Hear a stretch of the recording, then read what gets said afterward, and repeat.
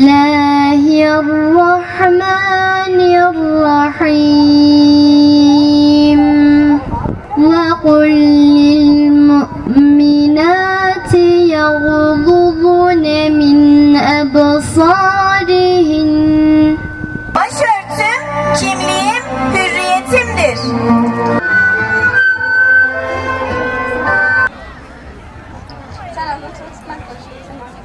Sevdalıyız biz kardeşler, sevdalıyız Muhammed'e. Müslüman kadının tesettüre bürünen Müslüman kızlarımız, evet, en az ezan kadar Allah'ı hatırlatır insanlara, bütün insanlara. Sizi gören Allah'ı hatırlar. Hiç farkında olmadan Allah der.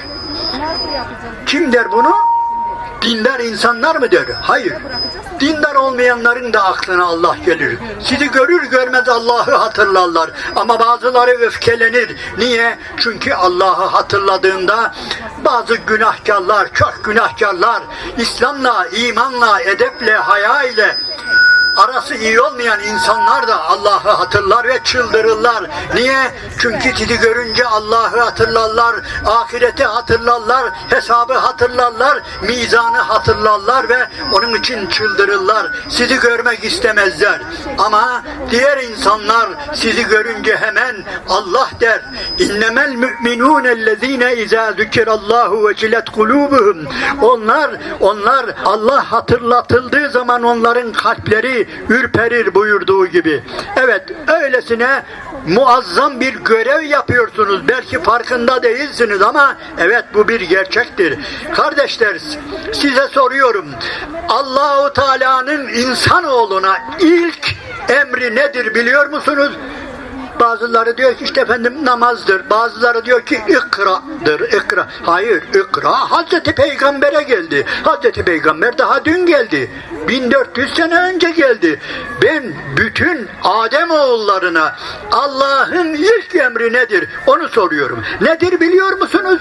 Bunu Kur'an-ı Kerim'in Araf suresinde Allah-u Teala anlatıyor. Hazreti Adem'i anlatıyor. Hazreti Havva'yı anlatıyor. Ve onların cennetten çıkarılışını, dünyaya gönderilişini anlatıyor. Ve evet, Adem, Havva cennetten şu dünyaya indikten sonra Allah onlara neyi emrediyor biliyor musunuz? İlk emri. Buyurun. Bismillahirrahmanirrahim. Ya beni Adem'e kad enzelna aleykum libasen yuvari sevatikum verişa. Ey Adem'in çocukları, size elbiseyi indirdim. Birinci emir bu. İnsanoğluna Allah'ın ilk emri örtüneceksiniz. Örtüneceksiniz. Erkeğinizle, kadınınızla örtüneceksiniz. Birinci emir budur. Ondan sonra ötekiler geliyor. Namazmış, zekatmış, haşa küçük görmüyoruz ama önce bir örtüneceksiniz diyor. Örtünmek, kad enzelna aleykum libasa. Bir de o kadar güzel söylüyor ki ey Adem'in çocukları, sizin örtünmeniz için efendim keten yarattım, kumaş yarattım.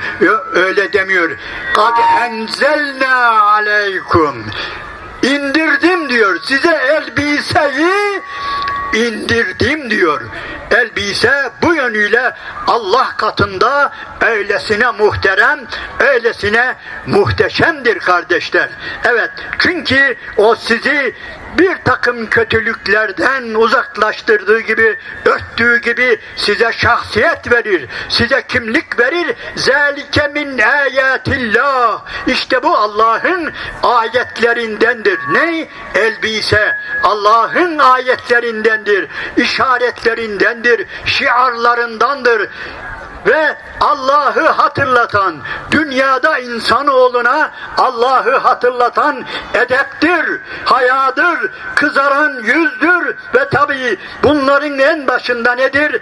Elbise gelir, libas gelir. Onun için lütfen kimse efendim örtünmüş de ne olmuş diye sakın kimse dil uzatmasın. Allah'ın izniyle kıyamet günü o beğenmediğimiz, belki sadece örtündü ama fazla bir şey şeysi olmayan kişiler. Ben bir takım hocalarımla konuştum ve onlara kıyamet günü mahşer yerinde şöyle bir amel defteri verileceğine inanıyorum. Yarın mahşere vardığınızda sizin elinize bir amel defteri tutuşturulacak ve siz gördüğünüzde biraz şaşıracaksınız. Allahu Ekber!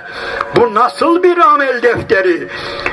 Ben bunların hiçbirini yapmadım. Bu galiba ya bir peygamber kızı ya bir sahabenin eşi, bunları böyle Allah'ın en veli bayan kullarının şeysi. Burada yazılanların ben hiçbirini yapmadım. Burada diyor ki efendim Allah yolunda cihad etti, yaralandı, şehit oldu. Ben bunların hiçbirini yapmadım. Galiba bu defter benim değil diyecek ama hayır. Ey kulum, o defter senin.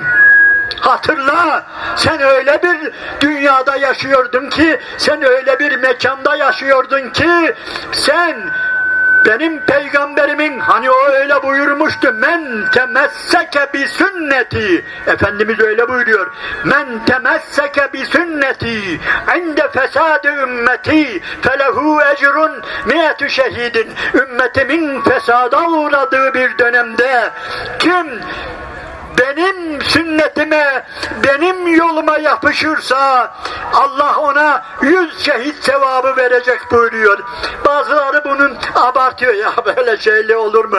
Onun için evet, hatırlayın, öyle bir zamanda, öyle bir mekanda yaşıyoruz ki peygamberin sünnetine uyduğumuzdan dolayı, Allah'ın emrine uyduğumuzdan dolayı yemediğimiz darbe kalmıyor. Çekiştirmeler, gıybetler, dedikodular, işimizden atmalar, okulumuzdan atmalar, diplomamızı vermemeler, yani öyle Allah bunları boşa mı götürecek zannediyorsunuz? Eğer bir Müslüman kızımızın başına bu tür belalar geliyorsa Allah-u Teala demek onu hemen geçiştirecek, öyle mi? Hayır. Her biri eğer senin aleyhinde konuşuluyorsa, senin edebinden, hayağından, tesettüründen dolayı eğer eleştiriliyorsan iyi bil ki onların her biri sana sıkılan bir kurşundur, sana saplanan bir bıçaktır ve Allah innallâhe la yudî'u ecral muhsinin,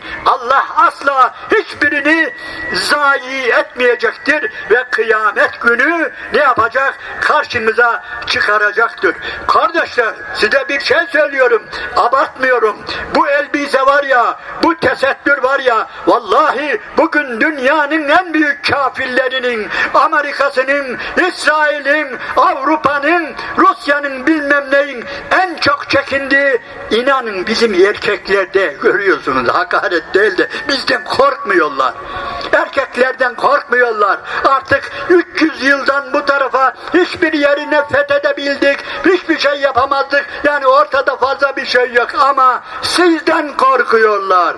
Bugün firavunlar sizden korkuyor. Generaller sizden korkuyor. Sizden dolayı hatırlayın, belki hatırlamayacaksınız ama sizden dolayı yavrularımızın, küçücük yavrularımızın buralarda tesettüre bürünüp ilahi söylediklerinden dolayı bu ülkede neredeyse darbeler yapılacaktı. Dünyanın her yerinde böyle. Niye? Çünkü sizden korkuyorlar. Çünkü onların iktidarını alaşağı edecek olan, inanınız ki sizlersiniz.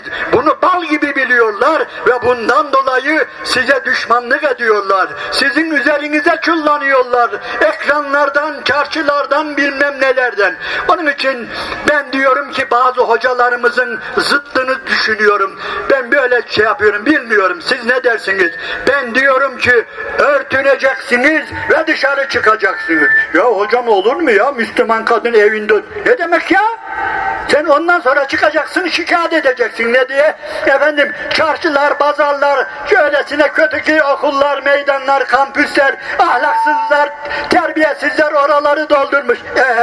Sen kızını çıkartmazsın, pırıl pırıl yavrumu caddeye çıkartmazsan, meydanlara çıkartmazsan, okullara çıkartmazsan, kampüslere çıkartmazsan elbette şeytanın çocukları oraları istila edecek, ondan sonra sen de şikayet edeceksin. Hayır.